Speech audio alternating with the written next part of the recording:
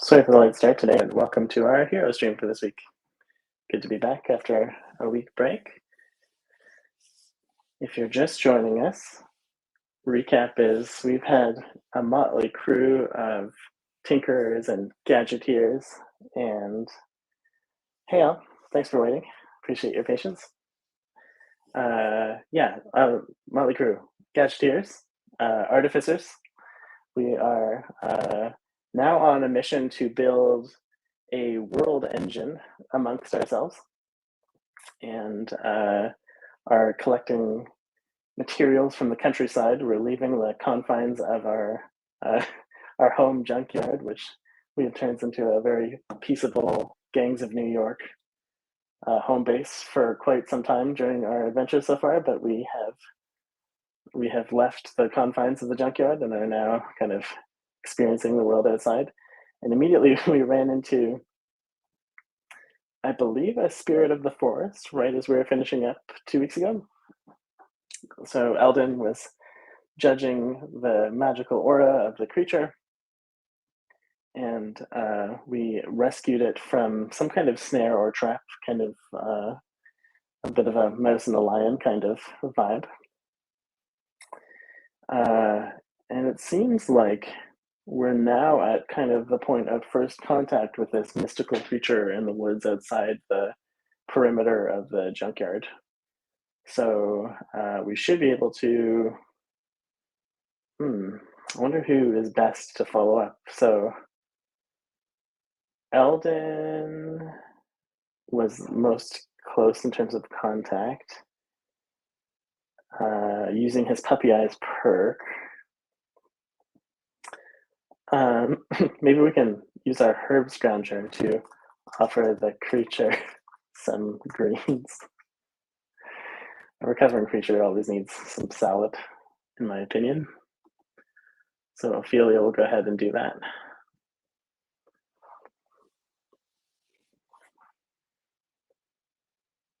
Forest Fringes, our current location. And I believe we have still looking forward to seeing some evidence of the new dynamic perks feature. I don't know if our version of the game has become enabled, but it should be available shortly. So I'm going to keep an eye out for those because I'm personally pretty excited. We do have progressive summarization and world memory for the hero's adventures in here that is more hierarchical and looking at things as a bit of a knowledge base. So we should see improved recall over time of some of our exploits, which is really awesome. Ophelia uses herb scrounger to offer the creature some greens. So Ophelia nods to herself, thinking, it's the perfect moment to use my herb scrounger perk. Scanning the area, using intuition for alchemy, find a small collection of tender leaves and sweet-smelling herbs known for their healing properties that would probably cost a small fortune at Whole Foods. She approaches the creature with an open palm, offering the greens as both a gesture of goodwill and a gentle test. The creature sniffs the assortment cautiously before selecting a particularly verdant leaf, nibbling it with evident pleasure. Whoa. A salad enjoyer on our hands. We have Ophelia's heart swells at the sight, realizing that they've not only healed its wounds, but won its affection. Yes, spirit dragon, join us.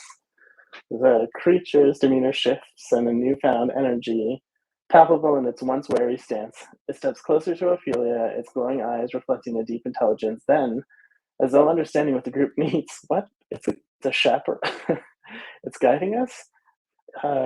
It's our forest chaperone, I think. It starts moving deeper into the forest, looking back as if to say, follow me. And clearly, we've got to follow the creature.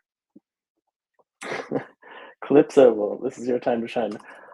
With a dwarven, guttural approval. Let's follow it, lads. It's a good shot. All right.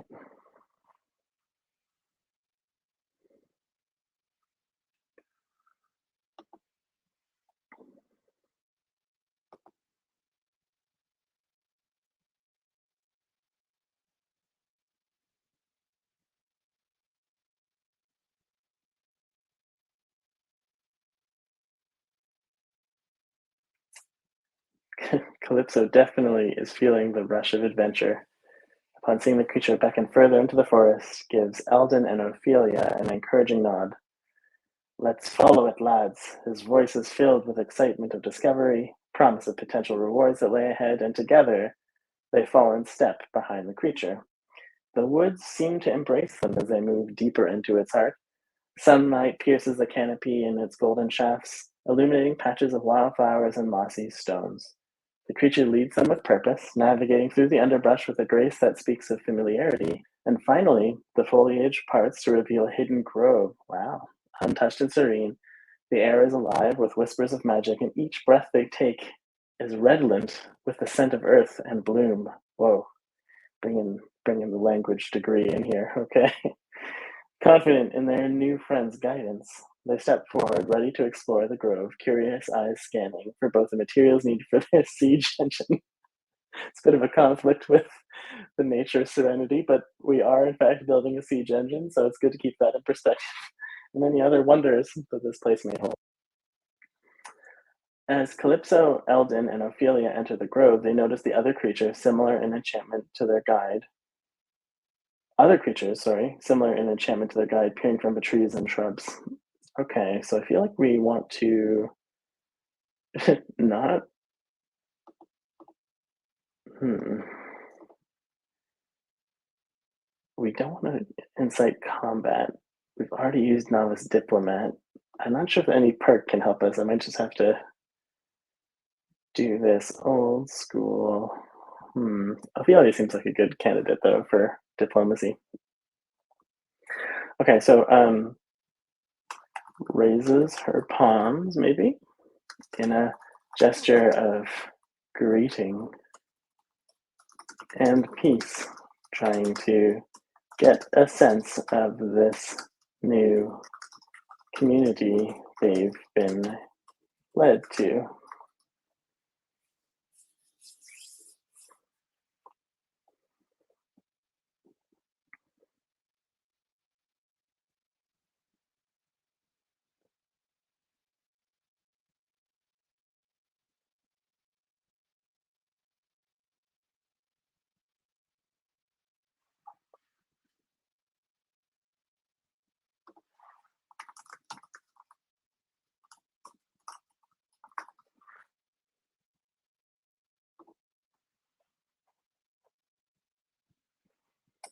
Ophelia cautiously raises her palms in a gesture of greeting, and her posture is open and non-threatening, and she offers a warm, genuine smile, hoping to convey her intentions of peace and friendship to these mysterious and magical beasts. Her curious gaze meets theirs, and for a moment there's a silent exchange and an attempt at understanding and connection across species. Eldon and Calypso watch in quiet respect as Ophelia takes the lead, using the Chris Pratt per Velociraptor animal handling. The creatures seem to understand her gesture, and as one by one they come out of their hiding places, revealing themselves. There's a menagerie of enchanted animals, some with shimmering fur, others with tiny glowing horns. It's a toy company's paradise, and a few wings that flutter leaves in the wind. The air is filled with a palpable sense of curiosity and wonder as the animals approach. One particularly brave creature, a small fox-like animal with sapphire blue eyes, cool, inches its way towards Ophelia, sniffing the air around her. It tilts its head, seemingly sizing her up, and then, as if coming to a decision, it turns away and bounds a few paces before looking back expectantly. Okay, Ophelia is joining the ranks of the animal handlers. I think we carefully follow the sapphire box.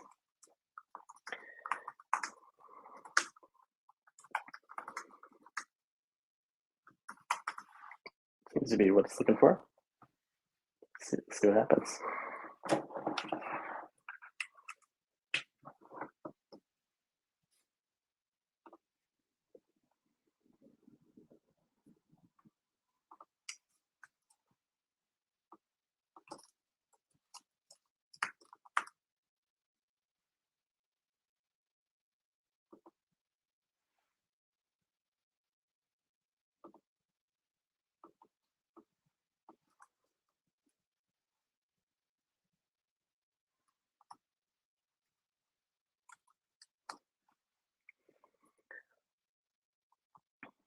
Okay. Ophelia takes a hesitant step forward, and her eyes lock on the sapphire fox. She moves cautiously, aware that any sudden movements could spook the magical creature. Calypso and Eldon follow suit, matching her careful pace. The forest seems to bend around them, guiding their path as they travel deeper into this hidden grove. Sunlight filters through the trees, casting dappled patterns of light and shadow, adding a dreamlike quality to the journey. The sapphire fox occasionally looks back, ensuring the travelers are still following before scampering ahead with its elegant, fluid movements. After winding their way through the underbrush and over a small brook, they come to a small clearing ringed with flowering bushes and ancient trees. Here, in the heart of the grove, the fox stops and sits, its blue eyes shining brilliantly. Amongst the verdant foliage, Ophelia notices materials perfect for their exchange. The sapphire fox is a home hardware employee. Strong wood, resilient vines, and even metallic ore embedded within the stones at the edge of the clearing. Um, what? Are we? Can we just start mining?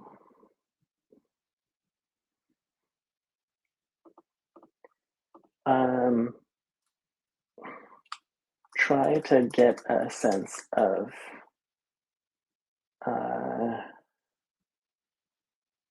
whether or not we have permission to use these resources.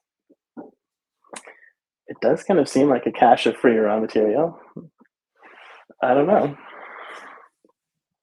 Interested though? I won't say no to metallic ore. That sounds important. Plus, it sounds like we can get like most of a pirate ship out of the rest of it. Yeah, I feel like the siege machine has to be gigantic, so we we are fully accepting material donations right now from the store. It's going to be quite the undertaking.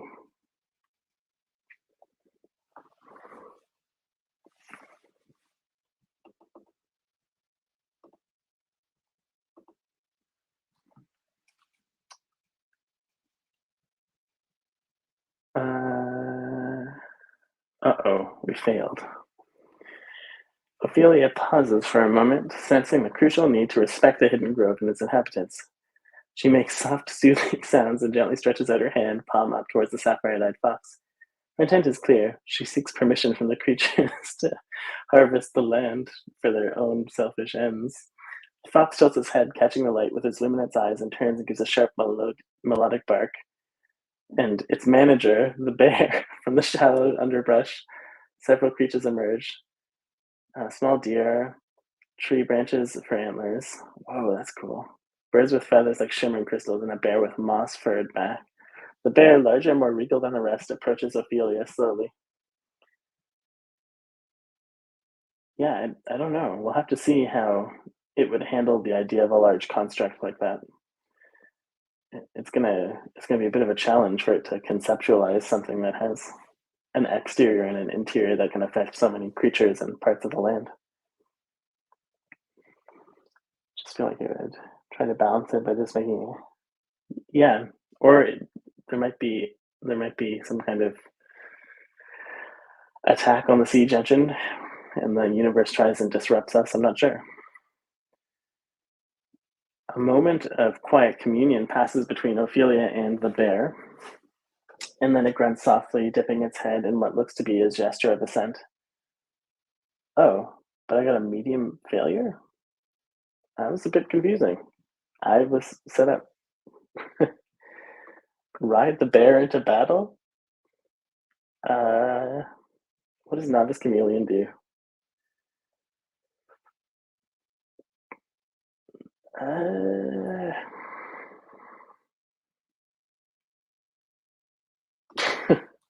emulate the demeanor of the bear and uh, give it a comforting head nuzzle, maybe? Oh, while the others start their harvesting plans. What would power the machine? That's a good question. We'll have to ask. We do have like designs for a historical siege engine that we're trying to like emulate. So I think in the history of the world, in the Great War or something, there was things of this nature that had some kind of power source, and I don't know if it was steam or like arcane power, but we'll pause and ask. That's a great question. I like the fact check on this whole Death Star direction we're going in. Okay. Ophelia nods graciously in response to the bear's permission, takes a deep breath, and concentrates. Focus. To subtly mirror the bear's tranquil energy, the creatures of the grove seem undisturbed by her presence, almost as if she's become an extension of the grove itself, growing moss and antlers, perhaps. She steps forward, closing the distance between her and the bear. She gently leans in to nuzzle its massive moss-covered head with her own. Snuggles are universal. The massive bear accepts this gesture with a rumbling purr, acknowledging the bond now formed between Ophelia and the denizens of the grove. I think we have a new faction joining our gigantic conclave. Calypso methodically surveys the forest canopy, identifying sturdy branches suitable for siege engine components, while Alden uses his vast knowledge to select the best wood and other materials without harming the thriving ecology. We're so thoughtful. They move diligently, mindful of the grove's magic and eager not to betray the trust granted by its guardians. As they collect supplies, the silence of the grove is pierced by a distant roar. The Tyrannosaurus Rex. Eldon freezes, gazing towards the origin of the sound. Calypso reaches for the hammer at his belt, eyes narrowing with caution. I think this is our chance. I was going to ask about the power source, but we'll do that when things calm down. Startled,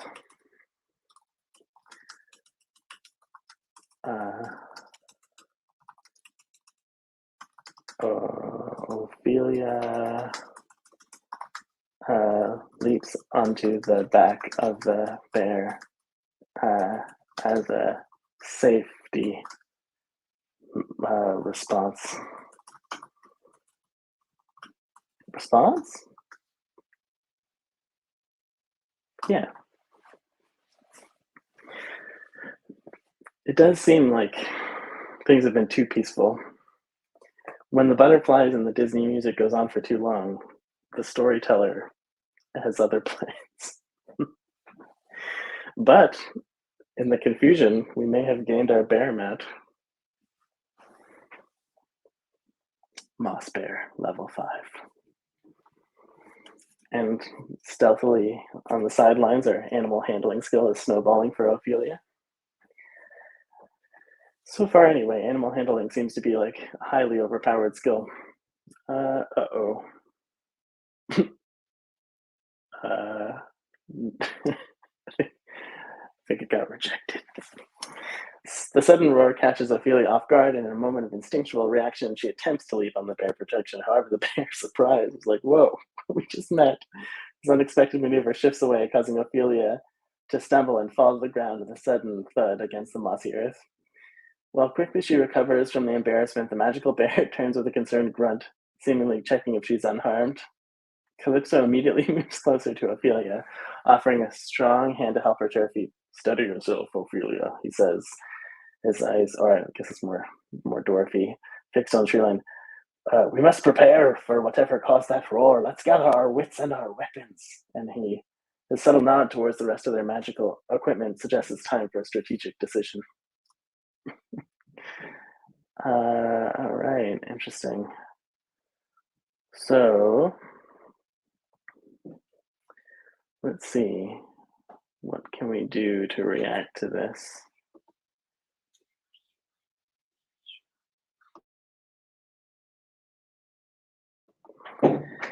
Let's see. What do we do? We go to our equipment and make a strategic decision. Offer the ancient book to the noise.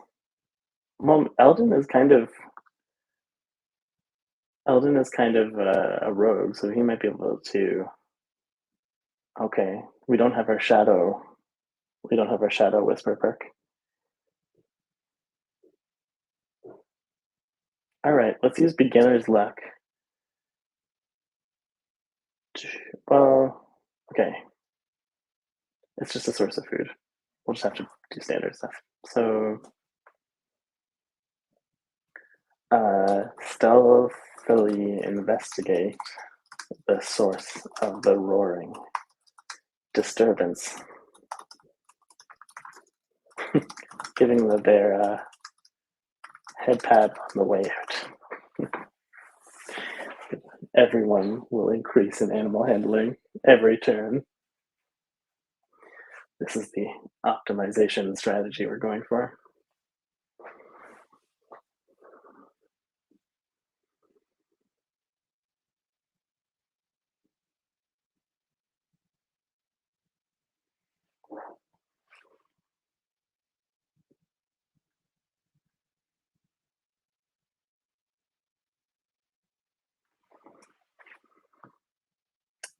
Okay. Eldon nods to Calypso, signaling to both him and Ophelia to stay put, moving with a cat-like grace. His cloak blends with the grove's dappled light. As he edges towards the source of the disturbance, he gives the bear a reassuring pat on the head, style move, signifying his intention to investigate and ensure their safety. The bear, after receiving Eldon's pat, watches him intently for a moment before returning to its watchful stance, guarding the grove with the other mystical creatures. It lets out a low, soft sound, like a chuffy rumble of approval, but also a warning to tread carefully. As Eldon progresses through the underbrush, his steps leaving barely a trace on the forest floor, he notices the vibrant sound of the woodlands have hushed. Definitely a T-Rex.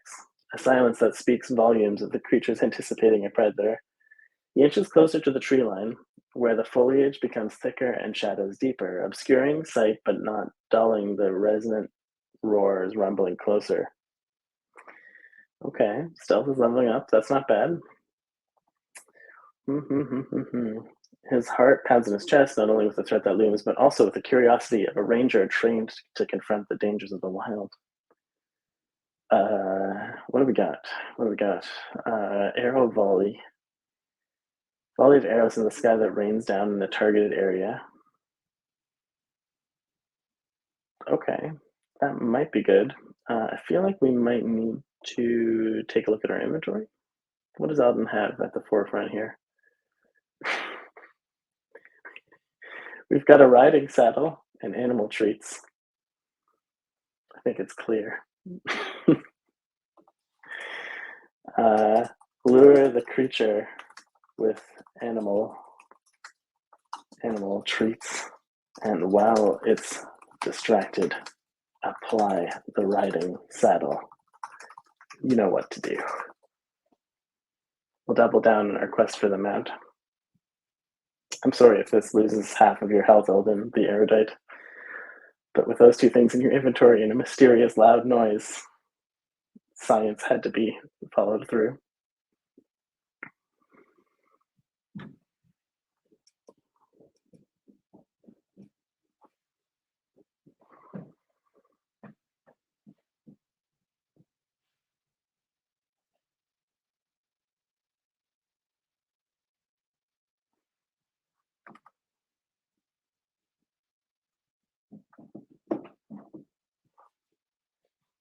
The tension is real. Thinking about it. Okay. Let's lean back in a little bit here. Eldon gently reaches into his satchel, fingertips brushing against the small pouch of whiskas that he always carries. A really good tuna salmon combo once. Quietly, with the deftness born from his ranger skills, he scatters a few on the ground, carefully, not making any sudden movements that could startle the creature he is yet to see. The foliage rustling softly as something large shifts within the shadows. What? Okay. The silhouette of a majestic griffin emerges, eyes glinting with curiosity and caution as it spots the treats. Treats are the end game. The regal beast with the body of a lion and the head of the wings of an eagle approaches warily but with evident hunger. Its beak snaps at the treats in quick succession, keeping its sharp gaze on Eldon. Seizing the moment, Eldon moves forward, unbuckling the riding saddle from his back. He had it on his back? And as the griffin continues to feast on the treats, Alden carefully positions the saddle atop the creature, strapping it down with practiced ease. However, before he can proceed further, the griffin senses the added weight and rears with a fierce growl, eyes narrowing, not yet tamed enough to allow such freedom. Uh, oh, but he does have a saddle. Okay. Uh, okay, gentle trot doesn't quite work. Um, okay. Fledgling historian. Do we have? Can Calypso? Ooh, okay, we're gonna have to. I've got maybe actually. Okay, Eldon and then beginner's luck because that's a basic food source to guide. Use beginner's luck to guide the griffin to a food source to continue feeding and taming it, perhaps.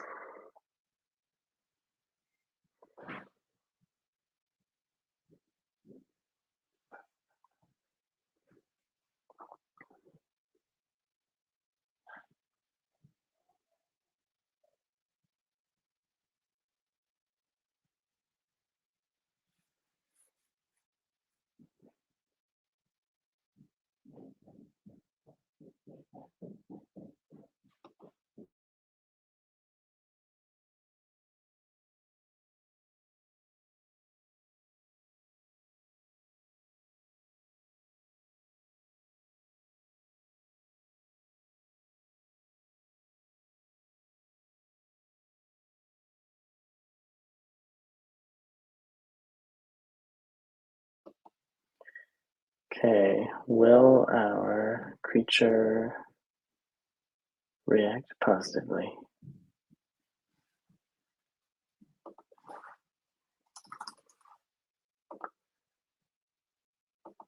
Oh, oh, critical. No, Eldon.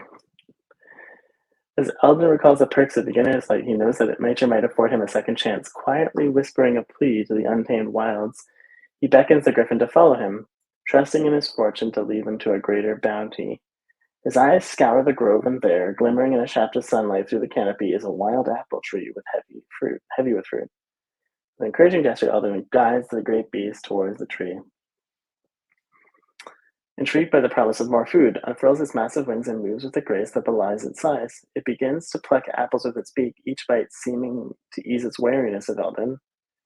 But as luck would have it, the branch upon which the most celestials hang is old and brittle. The griffin's tugs at the fruit, the limb snaps with a crack, spooking the creature. Wings flapping, the griffin inadvertently sends a gust of wind so powerful it knocks Eldon to the ground, while apples rain down from the tree.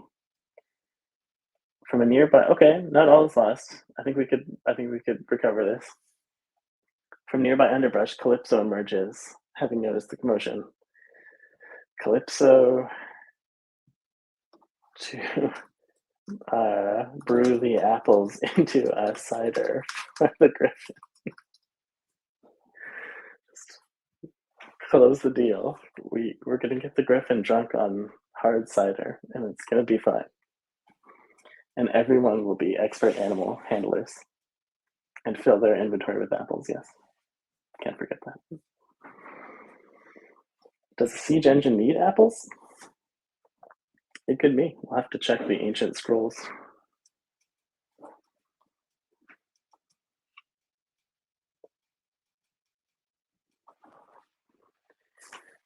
Calypso, witnessing the startled griffin and Eldon's plight, quickly seizes the opportunities to presented by the fallen apples. He knows a good brew can soothe even the most savage of beasts, and with unleashed potables as his guide, he sets to work on the spot, gathering the scattered apples around him. Calypso finds a suitably hollow in a nearby rock, which he cleans out with some water from his flask, and then he fills it with fresh apples. mashing them with his sturdy hammer and using his shield as a makeshift lid to trap the aroma and warmth, letting the apples ferment in the midday sun. This playthrough is heavy on the handcrafting.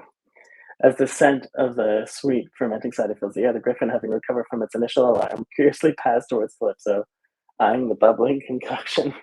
The dwarf offers a bowl full of fresh apple brew to the majestic creature, hoping the scent will entice it to approach peacefully. The griffin leans forward, sniffing the air with drawn breaths before taking tentative sips from the bowl, and lets out a soft cooing sound, seemingly delighted by the taste. Who is going to ride the griffin now? We've got to figure this out. Okay, Ophelia again. Alden, is your diplomat? Oh, okay, we don't quite have the cooldown popped on poppable, at least on novice diplomat. That would be good. What do we do?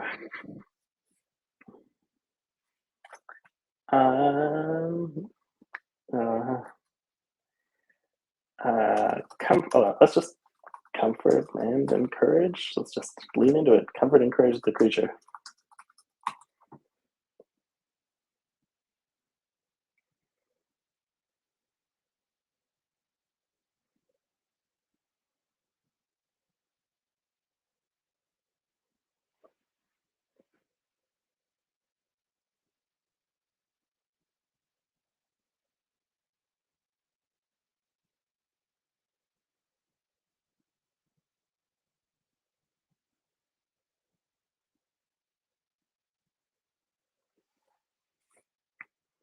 I forgot that Aaron was with us. We should see how he's doing. He's who we can ask, I think, about the. If I remember correctly, he had the idea of the memory of like the siege engine from ages past. So we could maybe pick his brain a little bit.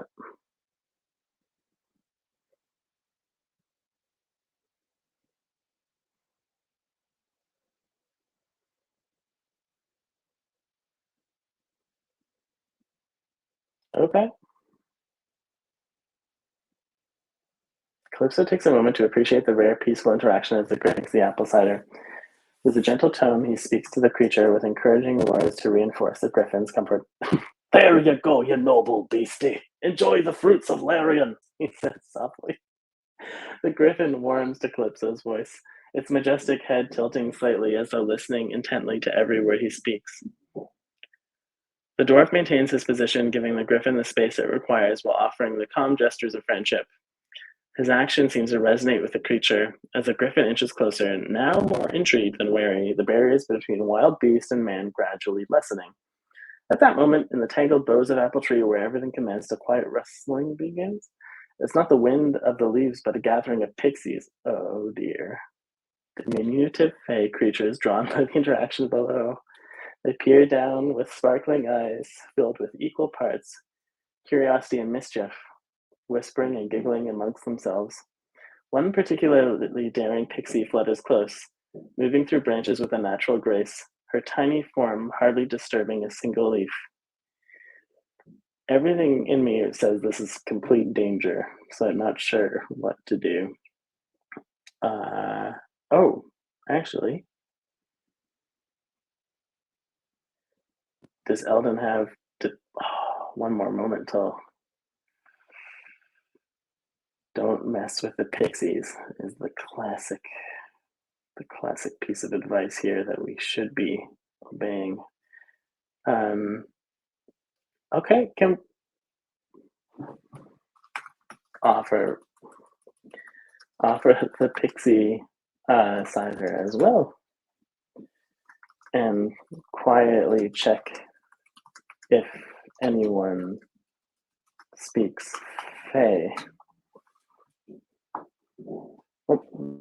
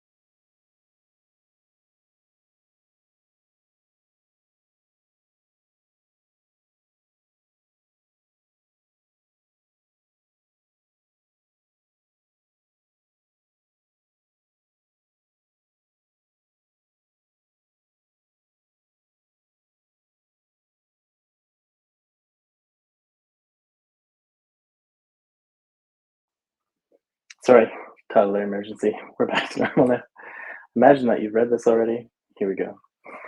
Um, Calypso, sensing the tiny visitor nearby, extends a hand slowly with a benevolent interaction or intention to offer cider and carefully not to startle the creature or griffin.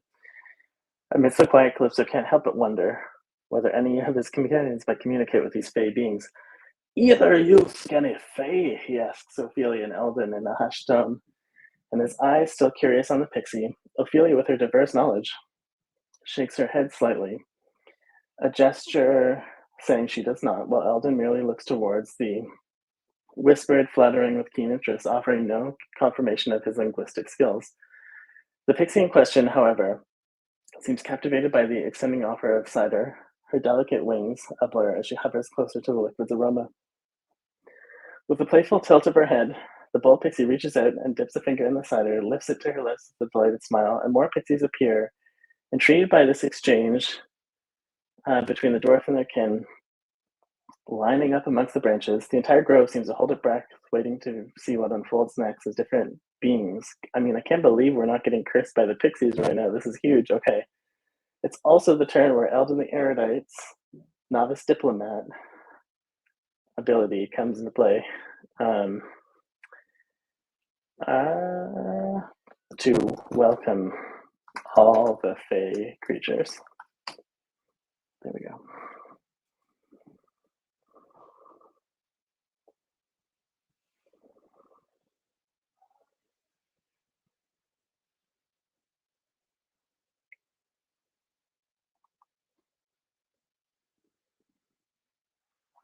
Aha, animal handling. If it's going up, you know you're doing something right.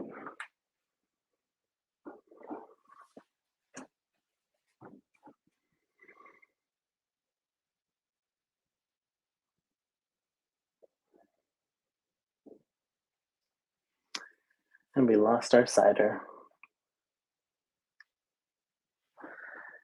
Okay. Eldon the Erudite steps forward, his posture open and welcoming, consciously applying the subtleties of his novice diplomat perk, his voice gentle and soothing. Eldon addresses the gathering pixies with sincere warmth. Honored Fae, we are humbled by your presence in this grove. You'll find us friends of nature and allies to the creatures of this world. Well said, and we welcome you and offer our hospitality. The pixies seem to understand the intent, if not the words themselves, and an air of curiosity and delight fills the grove. One of the bolder pixies flits closer to Eldon, hovering in front of him with a soft giggle, her companions watching the exchange from the branches above. An unexpected melody begins to weave through the leaves, a song that is calming and enchanting, and the griffin, who up until now had been cautiously observing from a distance, takes a few tentative steps closer, its golden eyes softening as if the song of the pixies reaching the majestic creature, encouraging a sense of peace and kinship with its would-be human companions. We're either all going to be put to sleep and have our things scattered to the wind, or we have an alliance, possibly? Hmm. Okay. I guess we're kind of incidentally on a taming quest for the griffin. I haven't checked that recently. Let's take a look. Ah, yes, majestic rescue. I think I saw whispers of that.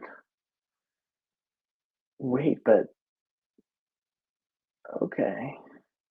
The trap. Okay, I think there's like a little bit of conflation between the spirit creature that led us here and the loud griffin that we ran into, but it's working.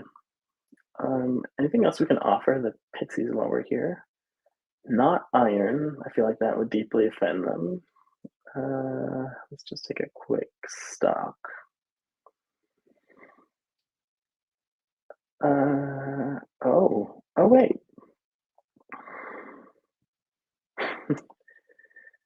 um,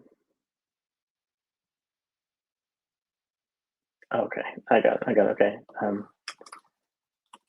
Entertain the pixies with different uh, outfits created by the disguise kit. Try that.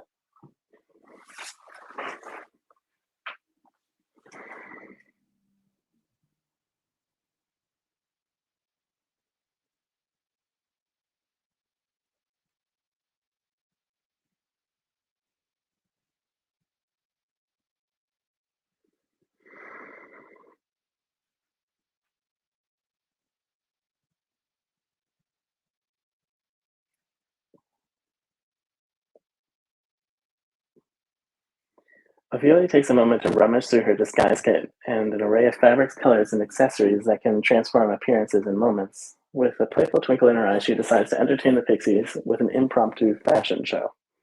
She quickly assembles a whimsical outfit, donning a hat with an oversized fluttering feather and a cape that shimmers with colors that change when it catches the light.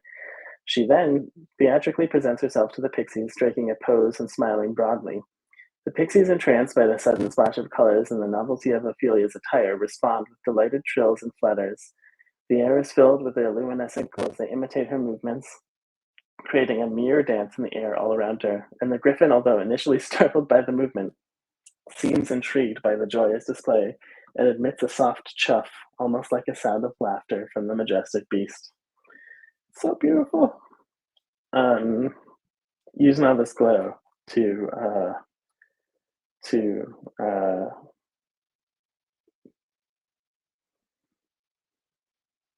increase the party vibes. RGB is also universal. RGB and snuggle.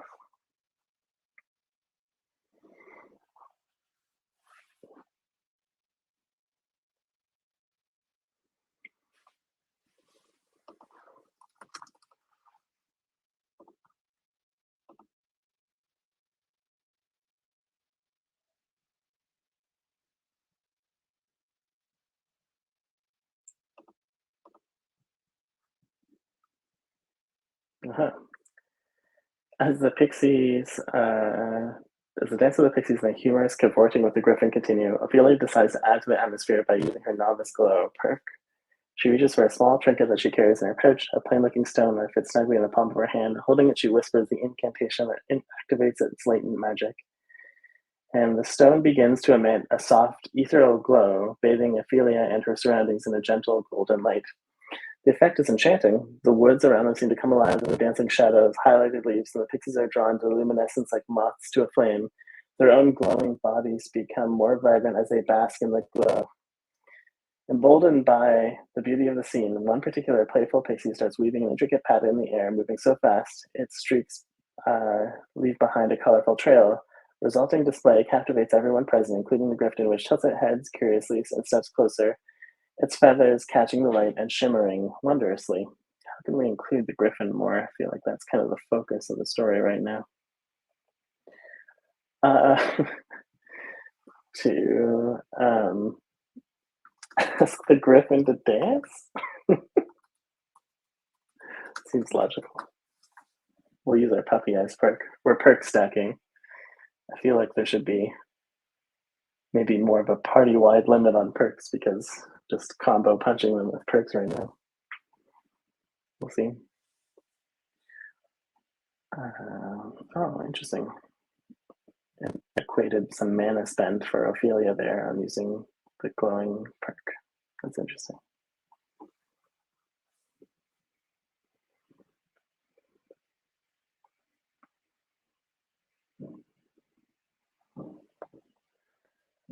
Eldon the Erudite steps towards the griffin with an earnest, warm expression, gracing his features. Leaning forward slightly, he catches the creature's attention with caring, imploring eyes, a technique he's practiced countless times to win over the most skittish of animals.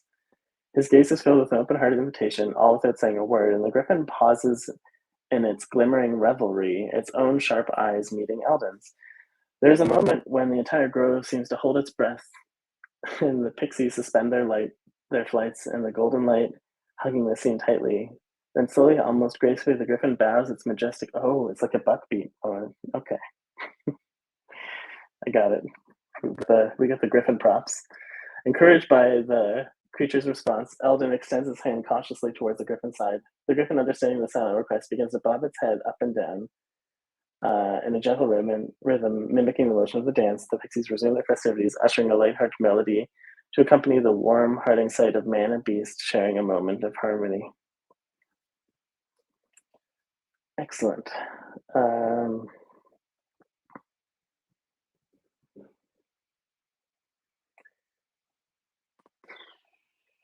how do we proceed? Um,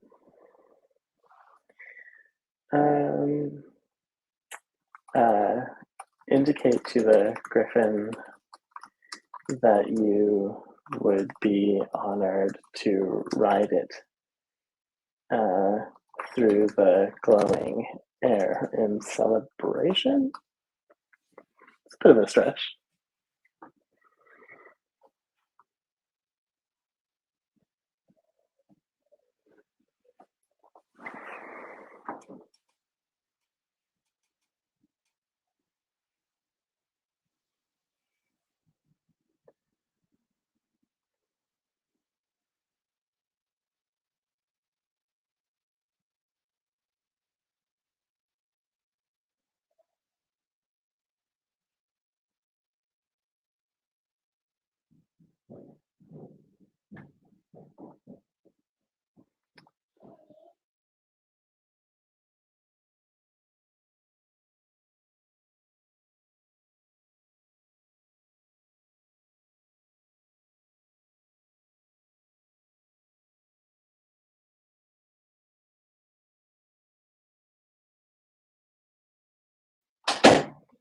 Alden the erudite remains close to the griffin, eyes still communicating, respecting his wish.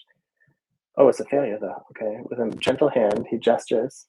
This is a toddler situation again. I had a hot chocolate diplomacy side quest. Alden the erudite remains close to the griffin, his eyes still communicating his respectful wish. With a respectful hand, he gestures to the griffin and then upwards towards the luminescent sky, symbolizing his desire to ride through the air in jubilation. He hopes to elevate the celebration, sharing not only a dance with the magnificent creature, but also the thrill of fight. However, the griffin, perhaps still wary of being bound or unleash potables, the swiftness of its independence compromised. What? He's wary of unleashed potables? Let's see. However, the griffin still declined. The pixies sense a ripple of discomfort in their grove. One particular old pixie, with a mysterious, curious twinkle in its eyes, circled around Eldon's head with a cool hand before whispering in the universal language of the fair. Trust grows like the oldest trees, slowly but strong. Time will tell. Whoa. Dropping some wisdom from the pixies there. Okay, I gotta just like nod in assent and apologize to the griffin for rushing to a conclusion. Uh, conclusion. Doing a deep bow and finding it some food.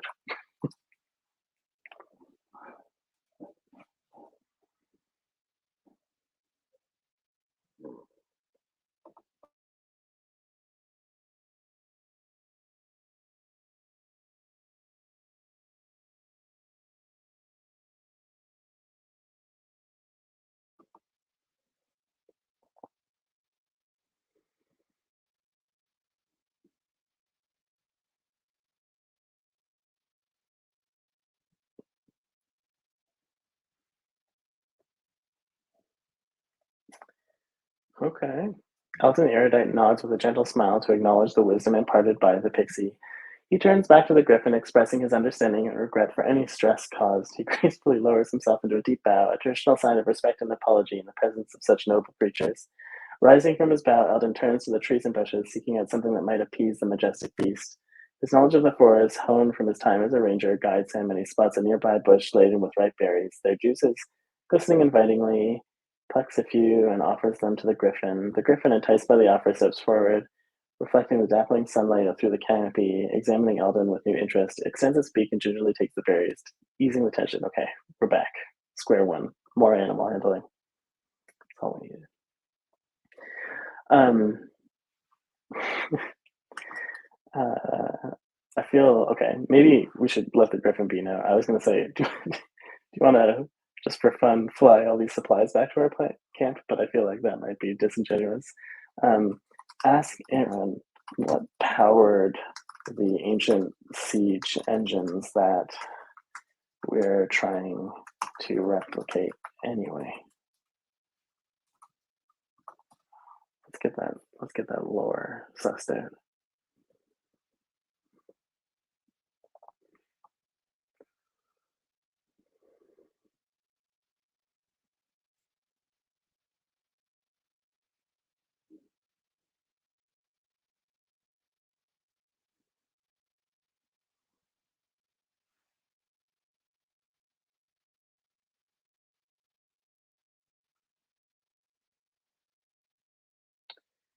a way to promote NPCs to party members without doing the whole extra as a party. Totally, I agree. I think I've run into this a few times. I think we need some kind of like Lego block functionality where we can adopt members of the party in a more kind of like parallel sort of way versus the introduction is a little bit heavy-handed. I'll bring this up, I think, because we ran into it last week too, right? Or 2 weeks ago. It's a solid piece of feedback. What happened? Calypso, his curiosity piqued by the ancient lore surrounding the siege engines they seek to replicate, looks towards Aaron with an inquisitive gaze. Standing amidst the lively scene of pixies and the now calm Griffin, he asks, Aaron, do you know what power the ancient siege engines that we're trying to replicate? Was it purely mechanical force or some lost magic or something else entirely? Duracell, perhaps. Aaron scratches his beard chin thoughtfully, his eyes alight with a spark of reminiscence, and a lifetime of studying eclectic scraps of metalwork and arcane knowledge flows through his memories as he prepares to share what he knows with Calypso and his companions. Ooh, story time in the grove. Beneath the rusted gears and timber frameworks, begins Aaron, there were two main forces at play in those old machines. Primarily, they relied on the mastery of the counterweights and tension mechanisms, a testament to the engineers of old.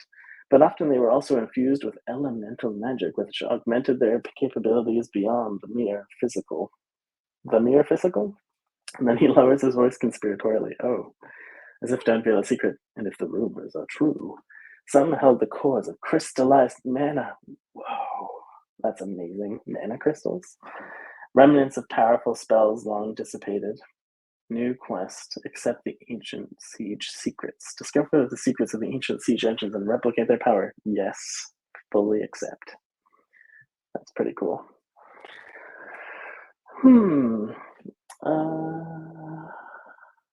It feels like the AI should fill in racing class automatically. Yeah, that's true. Although it's kind of constrained by our system because we're grafting it into the custom state.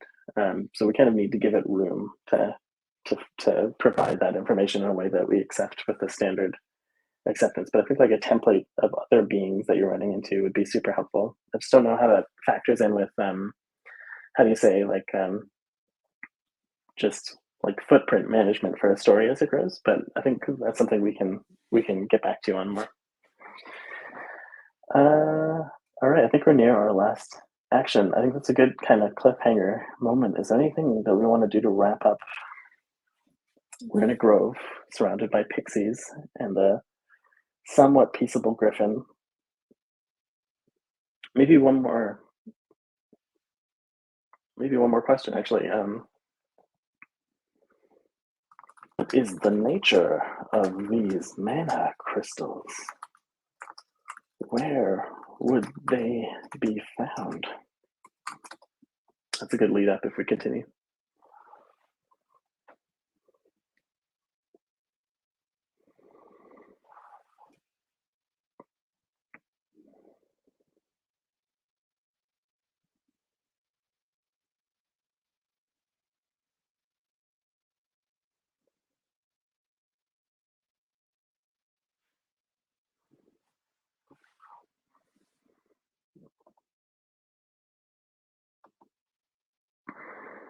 Okay, a basic success on lore. Excellent. Calypso's question lingers in the air, his eyes locking onto Aaron for an explanation. With the pixies swirling about and the griffin preening nearby, the grove has become a nexus of wonder and ancient secrets. Aaron gestures toward Eldon and Ophelia, ensuring their attention for his next words. Mana crystals are potent relics, he states with a tone of reverence. They are solidified magic capable of storing immense energy. Such crystals can be found at places touched by magic, such as Bed Bath and Beyond, just kidding, the ruins of ancient wizards, or the heart of mystical forests. His eyes glance around the grove, hinting at the possibility that they might be closer to such power sources than they realize. Just as the weight of Aaron's words settles among them, a rustling from the underbrush catches their attention. A woman steps through. What? Her cloak adorned with pockets and vials. Okay. Each labeled with meticulous care. We can see the labels already. She carries a basket brimming with colorful plants, and her eyes, sharp eyes, scan the grove. Hello there, she greets with a friendly nod. I'm Muriel, a herbalist. I travel far in search of fey-touched herbs. What an intro. I mean, there's many Fae. I'm sure they would be willing to apply themselves to herbs. Awesome. I think that's a good pause point. Yeah, it seems to have many pockets with carefully calligraphy careful calligraphy handwritten notes that we can read from 50 paces as she steps out of the forest. Interesting.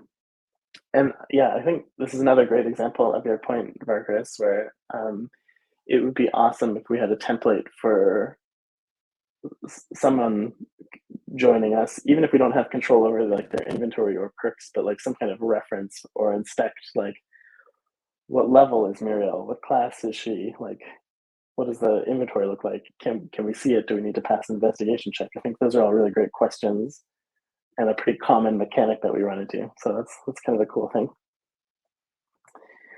Awesome. Well, thanks everybody. This was awesome. I was really glad to get back to our adventure after a week off, and pretty excited. I think we'll probably be off next week because of the holidays, is my assumption. But we'll get back to it in the new year. And thanks for all of your enthusiasm and questions about heroes, and we'll hope to have more for you in 2024. So we'll catch you soon. Take care.